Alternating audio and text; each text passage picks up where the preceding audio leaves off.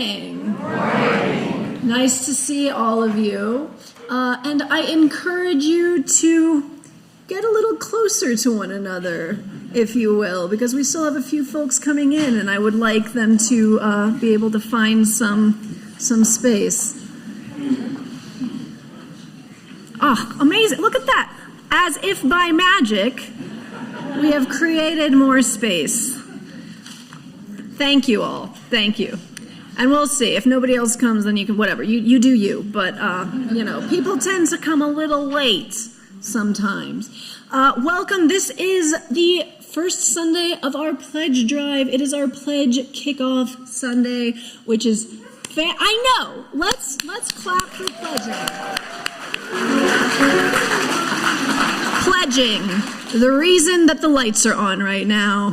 Hooray. But before we get into all of that, all of this dissertation about money and love and all the things we're going to talk about, we have some announcements because this is a vibrant church community. Yeah, there's more space in here now. We made more space magically as a community. We have some announcements because we have so much going on.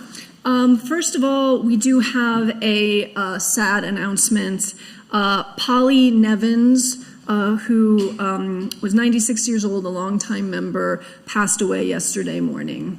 I don't currently have any more information than that, but I know she was very beloved, so may we all keep her in our hearts today. We will give more information as we know it. Summer Forum Planning Committee is happening. It is happening today, in fact, at noon in room 119, which is right above Elliott Hall. If you are interested in being a part of this, please show up. If you have ideas about Summer Forum, you can also contact Committee Chair Linda Smith at summerforum@slcuu.org. This Monday, tomorrow, from 6 p.m. to 8 p.m. is a jam sing-along. Heck yeah. Please show up and make beautiful music with some of us. You do have to register with Lori, just so she knows how many folks are coming, at monthlyjam@slcuu.org. So that way that she can let you know if it's moved or canceled or anything like that. So reach out to her if you want to come. This Tuesday is Teams Night. And let's hear it for Teams Night. Oh, yeah. No, we're going to clap for everything. I saw that. We're going to clap for everything, and it's going to be great. So, Teams Night, 6:30. Come for 6:30 for pizza. Come for 7 for Teams Night. If you've been curious about maybe joining a team, you can just show up and sit in on a meeting and see what you like. See if you like it. Get the vibe, as the young people are saying. And, worst comes to worst, you got some free pizza. And we can all, and including vegan pizza. There will be a vegan option for pizza. So please show up. We will have childcare for Teams Night. And also the Social Justice team will have a presentation from Faith and Advocacy Coalition to End Hunger and Homelessness regarding the legislative priorities and how to contact your legislator and relevant committees. Very important as we are now in legislative session. So it's a little difficult to do. I just recently learned how to do this. I just moved here. So please come and you will learn all about that. Next Sunday is the new member ceremony. Yay! Clap for that too! Yes! If you have been flirting with Unitarian Universalism, and if you would like to, I don't know, let's not say put a ring on it, but if you would like to pin Unitarian Universalism, as they used to do in the 50s, if you'd like to make it official, please let me know beforehand, and you can be part of the new member ceremony and sign the big old book, and we will all cheer for you and welcome you and give you a big old welcome speech and a swag bag. That's right, you heard me correctly. That's why I need to know ahead of time if you would like to be part of the ceremony, because we want to make sure we have enough gifts. So please email me, minister@slcuu.org, if you would like to be part of that ceremony. We will be so thrilled to welcome you into our community. And amazing things are going on with environmental ministry. This is the last thing I have, I promise. Our youth, the Environmental Ministry Youth Coalition, had an op-ed published in the Salt Lake Tribune about the Great Salt Lake and the urgency of the action that is needed to save her. It's a great article. I urge you to track it down. It's easy to find online.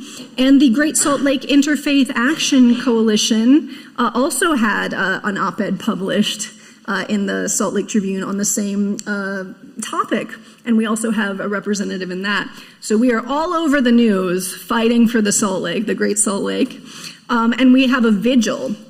Well, we are participating in a vigil that's led by poet Nan Seymour every Wednesday at 8 a.m. I went this past Wednesday. It's a really beautiful vigil. You can sign up if you would like to participate out there on the environmental ministry table. I hope to see you out there.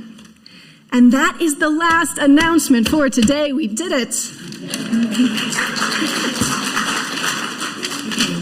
Whoops. I am loving this energy. So since it is our pledge kickoff, our worship associates today are the co-chairs of our pledge team, and they are Henry Whiteside and Becky Heel. I'm going to invite them up now. Please welcome them as you are so welcoming. They will light our chalice this morning.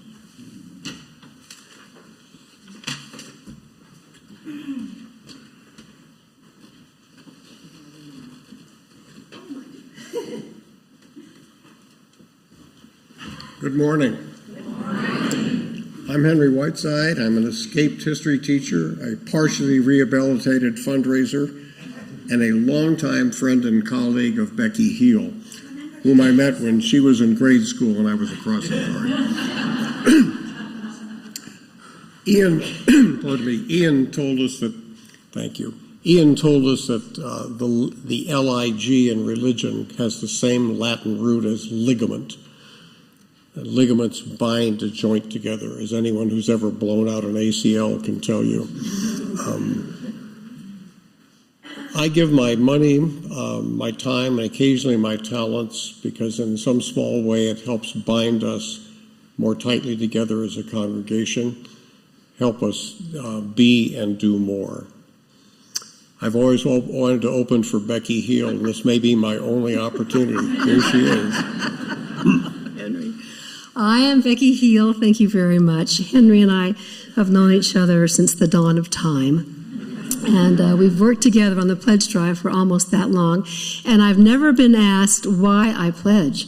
So I welcome this opportunity to tell you that it's very simple. It's because I love this church. It deeply resonates with me. Its values deeply resonate with me.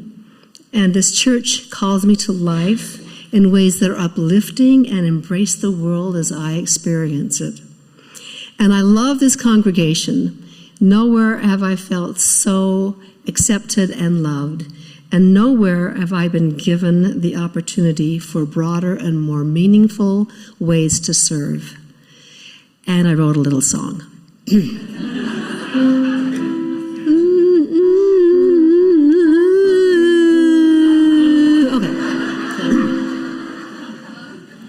You give a little, I might give more.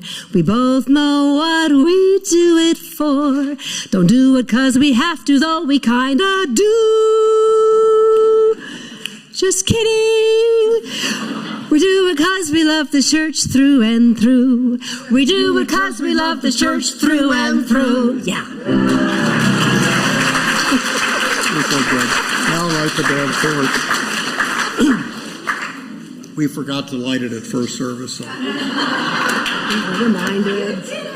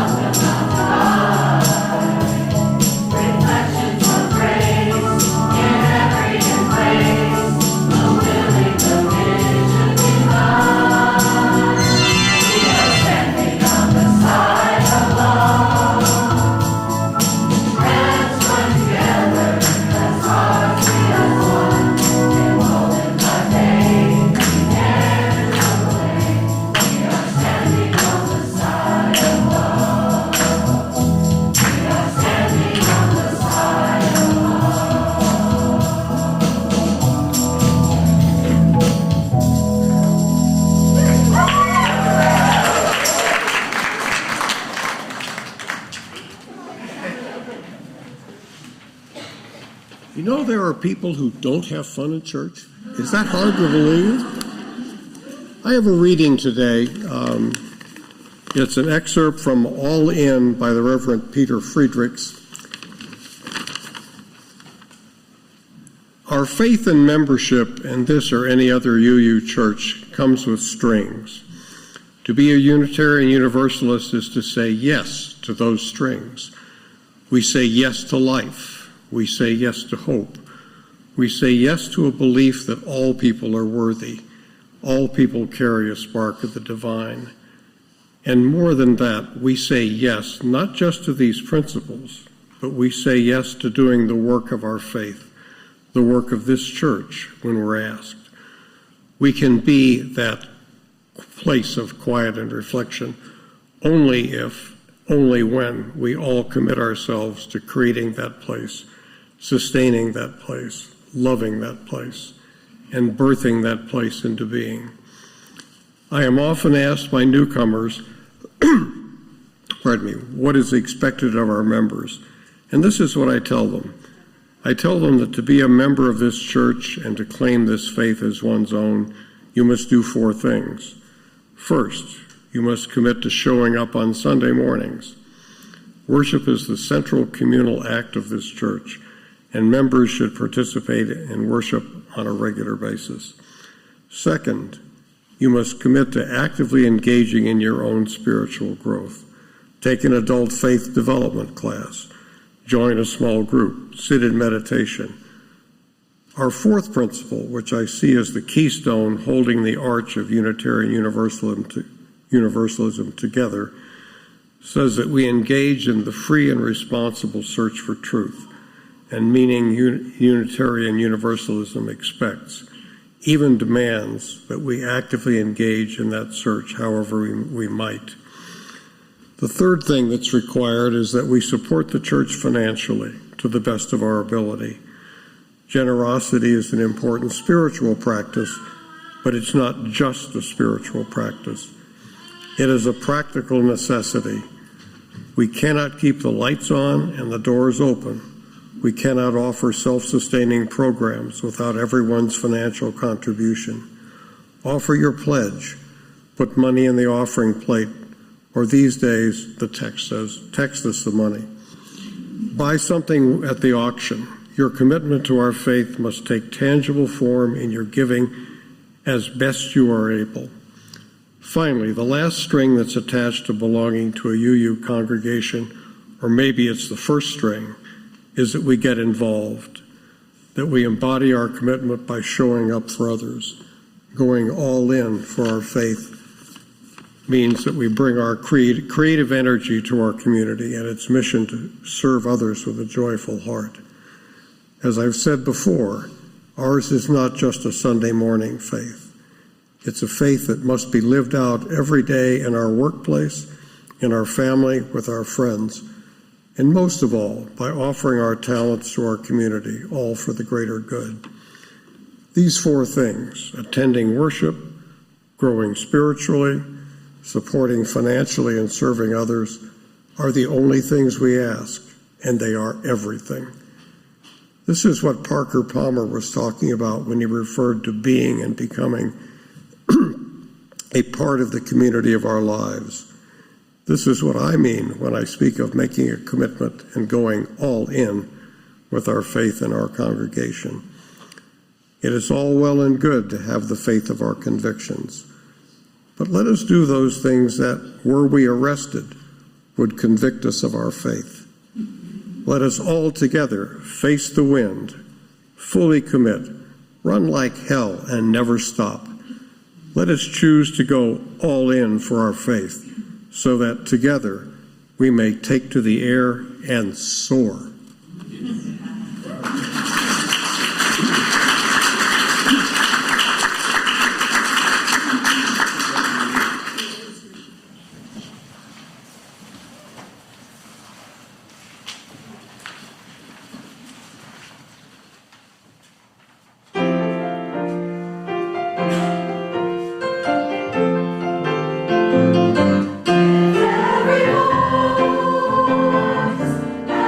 let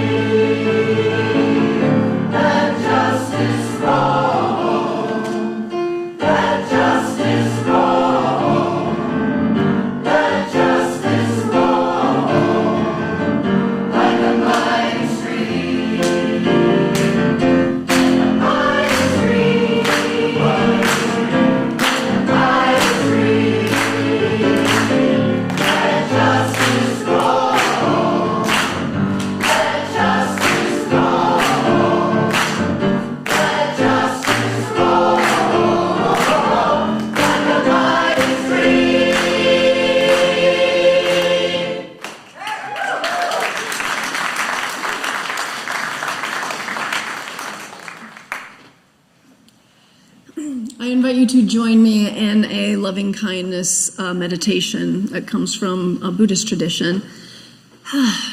Find a comfortable seat, whatever you're sitting on.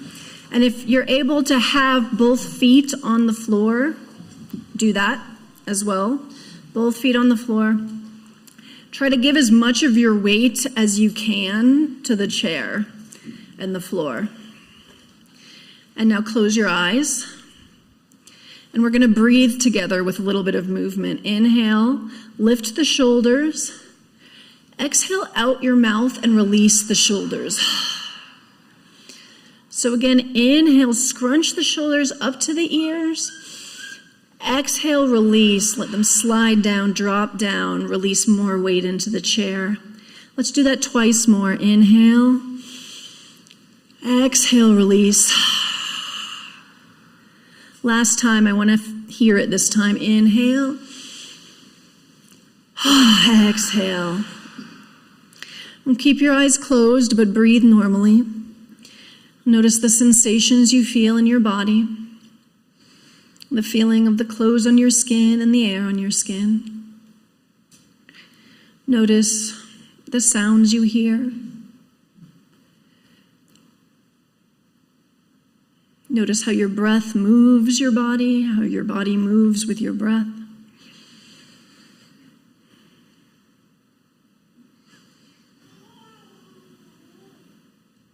And now in your mind's eye, I invite you to picture somebody that you love. No question about this at all. You love this person. Picture what they're wearing, picture their facial expression, and silently say to them in your heart, may you be safe, may you be happy, may you be healthy, may you live with ease.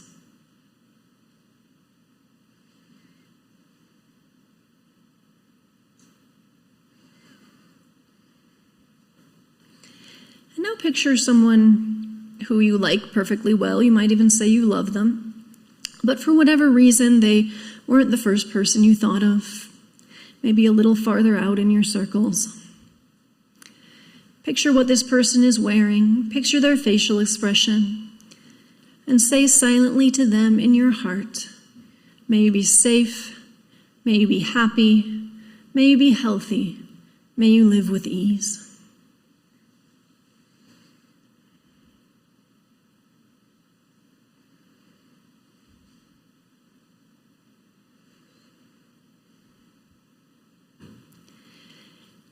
And now picture someone who seems perfectly nice and fine. They might be a little farther out in your circles, maybe an acquaintance from work or church or school. Picture what this person is wearing, picture their facial expression, and say silently to them in your heart, may you be safe, may you be happy, may you be healthy, may you live with ease.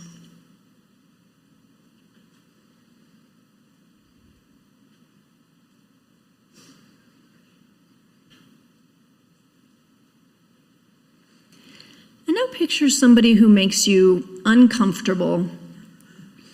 Maybe you find them problematic or you've had a falling out.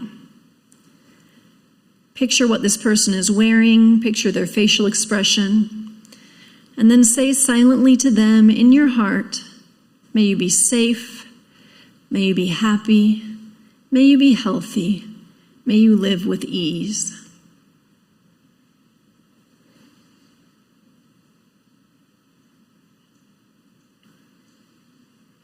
And now picture somebody who you really don't like. On a bad day, you might say you hate this person.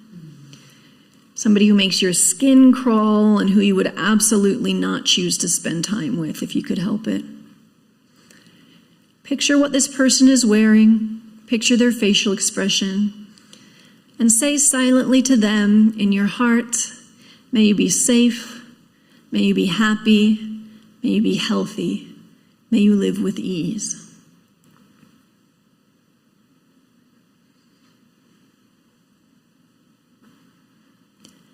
And now picture the whole world.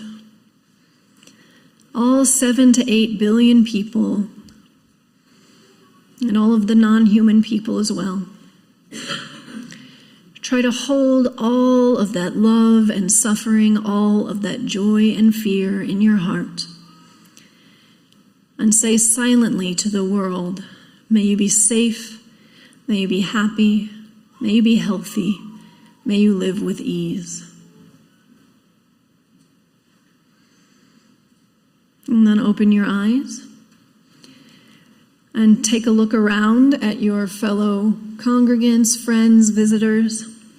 Eye contact is encouraged, just putting that out there.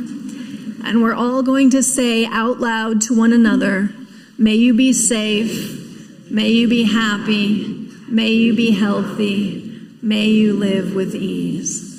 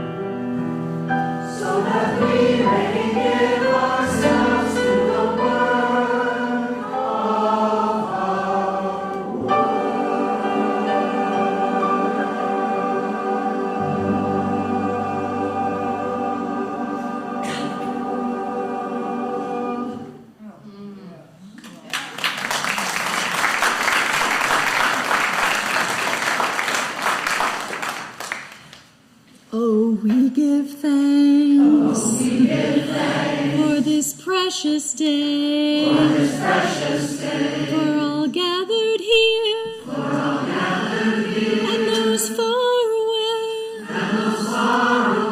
for this time we share, with love and care. Oh, we give thanks, for this precious day. My friends, it is Pledge Sunday, so we are, or Pledge Drive Kickoff Sunday, so we are going to be talking a little bit more about money and lots of different ways. But I always like to take this opportunity to let people know, or remind them perhaps, that each Unitarian Universalist church is its own nonprofit. So unlike the Vatican or our friends down the street, like, we don't have some big entity with, inexhaustible coffers who's like bankrolling this project. This is actually a project of the people, of the community. You and other congregants, other friends, other members are directly making this place possible, directly keeping the lights on. So that is where your money goes. It is, in my opinion, even more important in that way. The offering for the work of the church will now be received, and I encourage you also to use this time to greet one another and say hello.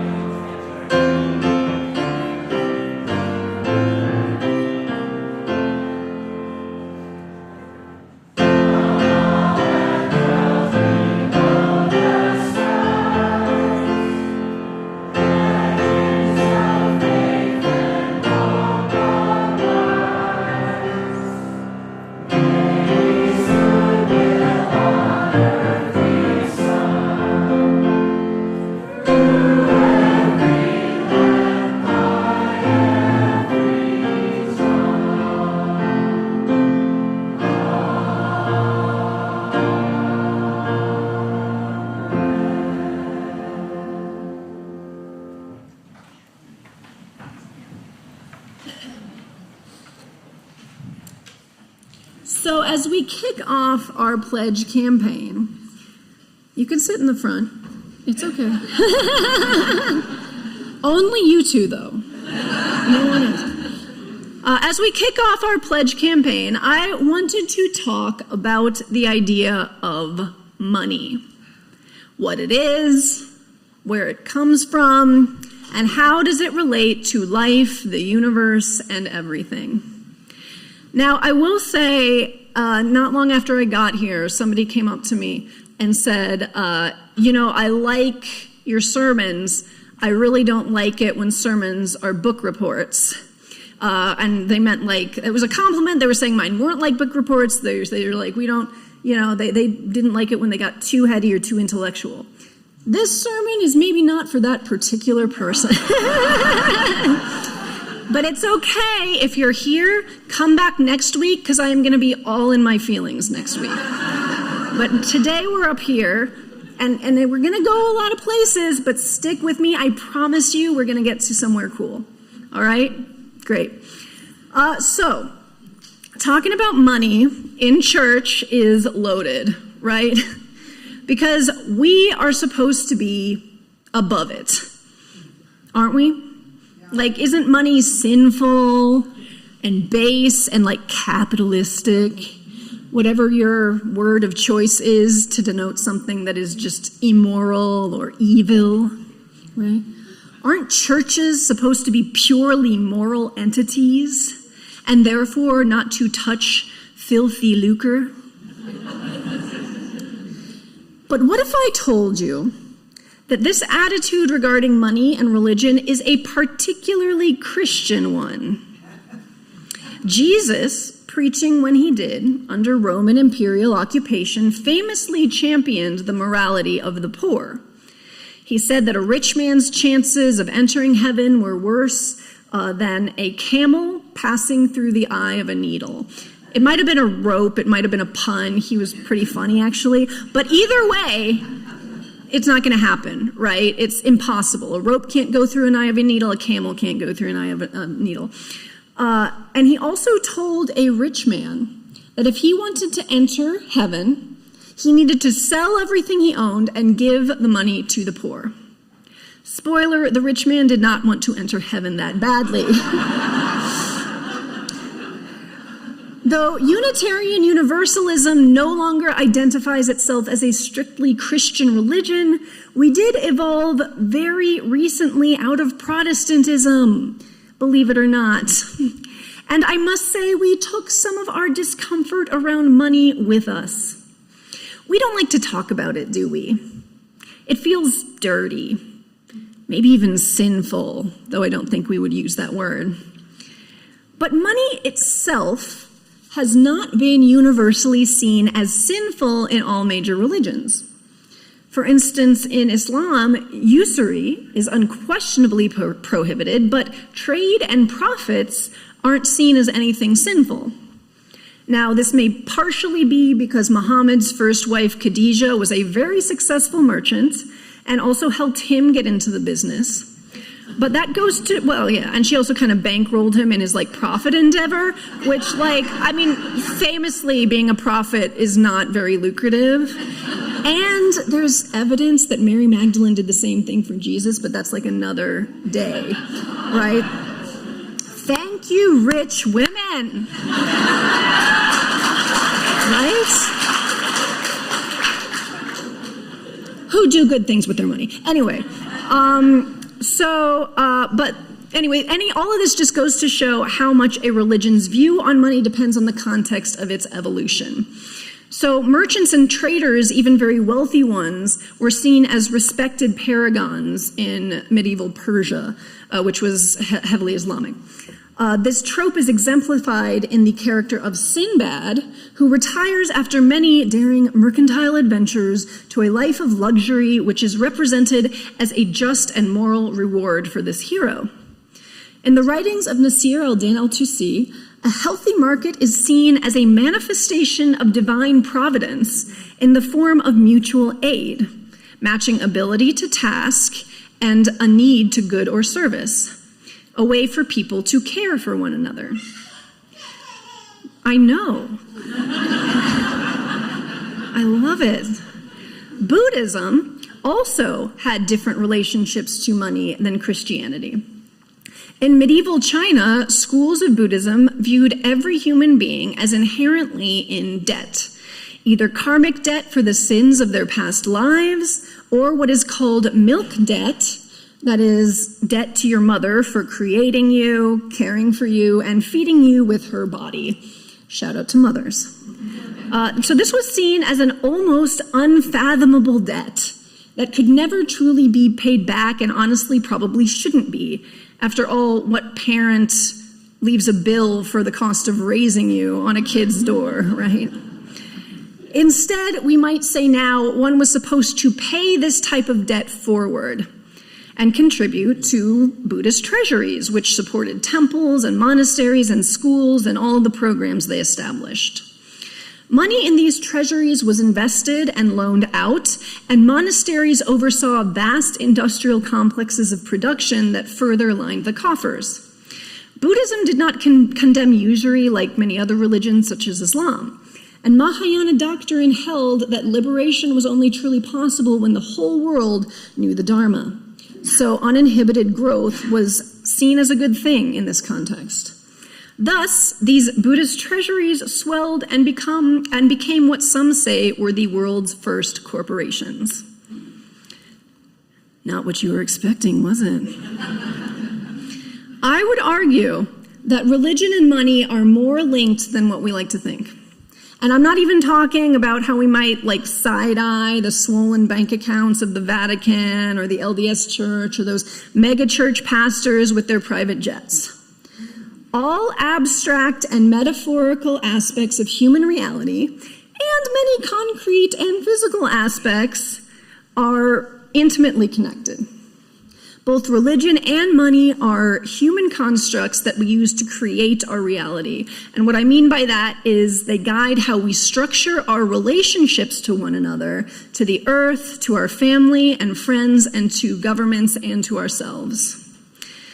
Karen Armstrong notes in The History of God that the axial age, which she defines as roughly 800 to 200 BCE, coincides with increased centrality of the marketplace and merchants to society. Wealth and prosperity increased, and with that increase, some power shifted from priests and temples and kings to the market. Now, in my line of work, the axial age is not primarily associated with jumps forward in the marketplace.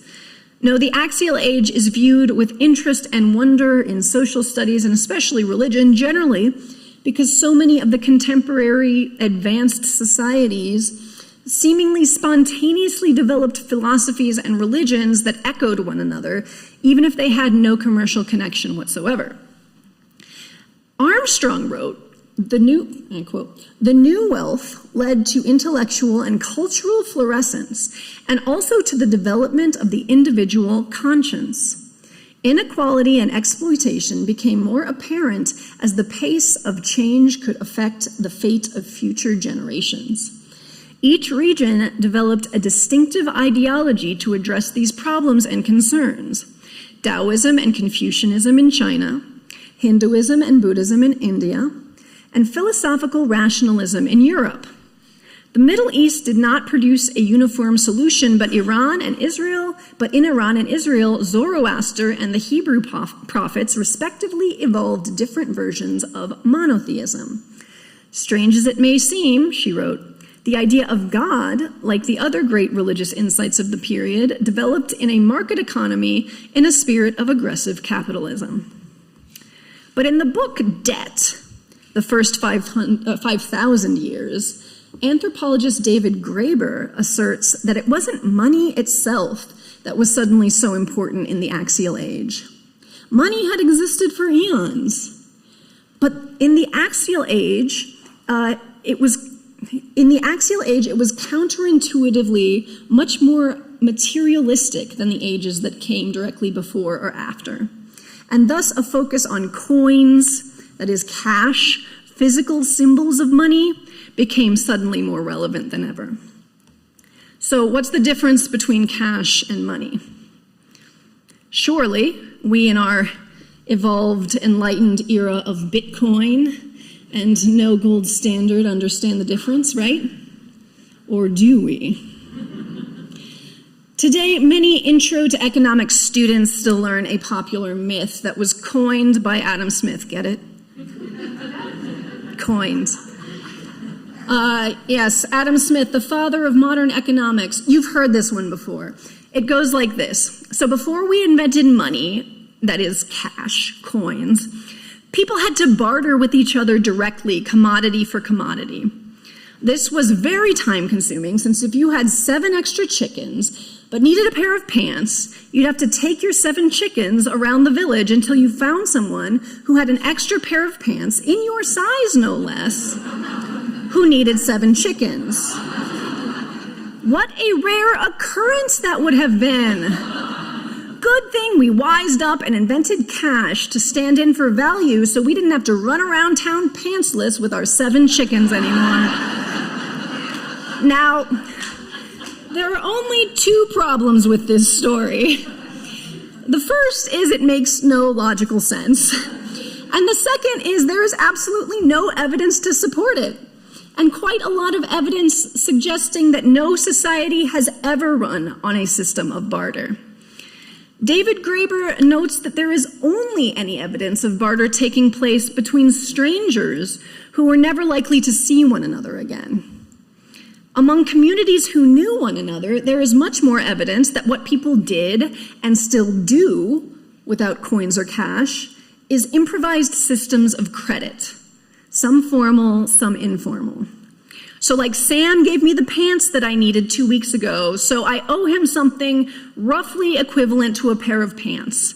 Eventually I'll pay him back because I like Sam and I appreciate his gift, and I don't want to gain the reputation in town of being a mooch. So rather than money being a metaphor for value, as we tend to think of it today, Graeber's view suggests that at least in some types of human-based credit economies, money is and originally was actually a metaphor for relationship. And on another level, trust. You still with me? Great. So in a small community where everyone is invested, get it? That's the last one, I promise. So in a small community where everyone is invested, whether they want to be or not, in the lives of everyone else, trust is fairly easy to come by. But when communities grow and begin dealing with other communities, trust becomes rarer. Cash then was not created to avoid the inconvenience of barter. It was created as an artificial, government-backed assurance of trust in absence of real relationship. Cash tends to depersonalize money. It makes it possible to turn a relationship into a transaction. but we still hold remnants of a more human-centric economy. I buy you a drink this week, you buy me one next week. If we're good friends, so it goes until one of us dies or moves away. And when a romantic relationship ends and it's not amicable, what do? We square up, right? Give me back all my stuff. Here's what I owe you from that vacation you took me on. Hey, half of that is mine. Come get your clothes. They're in the street. Not that that's ever happened to me. In this sense, relationship is constantly being a little indebted to one another, and therefore owing one another something. But the last great age, one that only ended arguably a few decades ago, was the age of the great capitalist empires. And that age, like the axial age, placed a great emphasis on impersonal, cold, hard cash. This is the era in which Adam Smith came up with his mythological history of money parable. What this is a spurious creation story for the type of economics that Smith was trying to describe and create.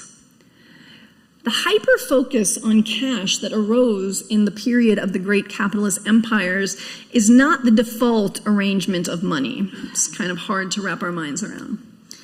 But during both the axial age and the age of great capitalist empires, cash was considered to be true money, while credit was seen as a stand-in for that real money. But this is actually an inversion of what is historically shown to be true, where true money is relationship-based credit, and cash is a stand-in for that. Additionally, one of Graeber's insights that cash-focused economies and philosophies, as opposed to human credit ones, tend to rely most heavily on slavery. We saw this play out horrifically during the age of the great capitalist empires, and it was also at play in the axial age. Incidentally, Graeber extends his axial age much farther into the future than Armstrong, all the way to 600 CE. This extension is based on the continued focus on cash economy, and therefore a heavy reliance on slavery. When you look at money and wealth in that light, tied so intrinsically to exploitation, enslavement, and empire during that time period, it certainly shines some perspectives on Jesus' harsh words against the wealthy.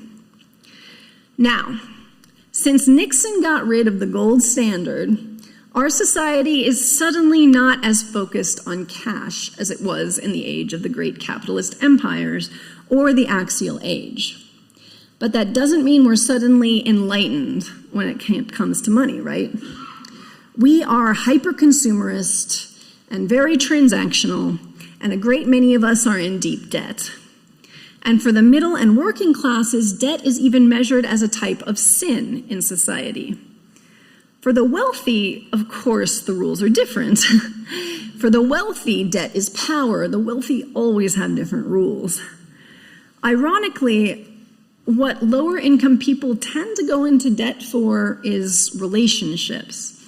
Weddings, funerals, food and drink to socialize over, gifts for loved ones, to say nothing of higher education, which is as much about social connections as it is about education. I truly wonder, since we are, according to Graeber, on the precipice of a new economic age, what would it look like if we reconceived of money as love? If we reimagined debt as relationship instead of sin? After all, relationship is constantly being a little indebted to one another, and therefore owing one another something. Hopefully no one settles up completely, because that would be the end of the relationship. Hopefully that relationship keeps growing. Me to you, you to me, and so it goes. As we fill out our pledge cards this year, either on paper or online, I do encourage us to think of what it means to owe one another something. I encourage us to try to imagine a world where we thought of money as relationship rather than transactional value. When you pledge, you owe us what you pledge, but we then owe you.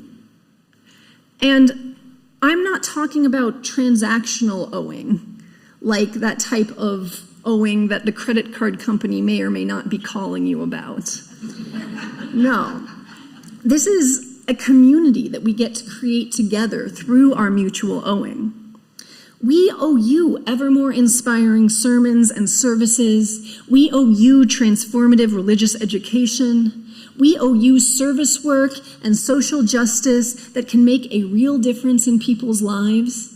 And we owe you a vibrant, open-minded community that knows religion should be a vessel of love and not a bastion of hate. Money is only one part of this relationship. Your actions, your ideas, your time, and your talent create this community, just as much as your dollars do. We all contribute in different ways according to our situations and what makes sense. If you have more time than treasure, we value your contribution. If you have more treasure, well, your pledge helps us keep the doors open for those with the time to do the work. We hope you will pledge because you love this place and what we are creating together. Your pledge is a symbol of your commitment to relationship with this community. We literally would not exist without you. We get to create what we want this place to be, and you will make that possible. Thank you from the bottom of my heart, and I cannot wait to see what we create together this year. Amen.